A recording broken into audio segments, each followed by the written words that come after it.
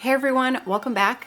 Just before the new year, Midjourney released a new model called V6 Alpha. Let's go through a quick rundown of what you can expect with this new release.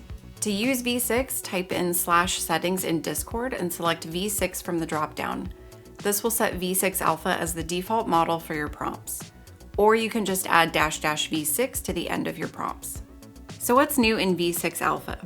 According to Midjourney's announcement in Discord, V6 has better prompt accuracy and can handle longer prompts. It has improved image coherence and knowledge, better image prompting and remix. V6 also has minor text drawing ability, which I know is something a lot of people have been waiting for, and improved 2x upscalers with both subtle and creative modes. Over the holidays, I spent some time playing with V6, and I am especially excited about the text drawing capability and the improved prompt accuracy. To create images with text, you'll want to put the text that you want displayed in quotes. For example, I made a whole series of movie posters for my made-up sci-fi short film called Saturn is Closed. Here's an example prompt that I used.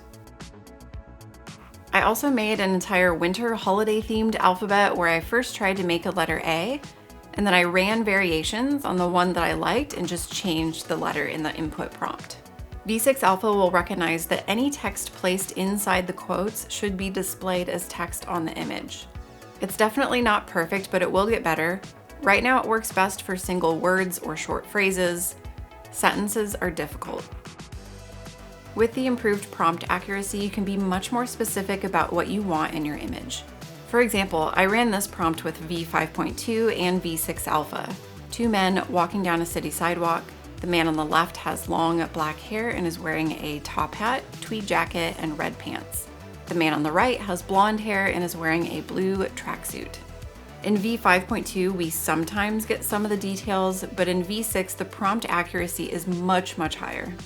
Now, V6 Alpha does not include all of the same features that V5.2 does. Parameters such as aspect ratio, chaos, weird, tile, those are there.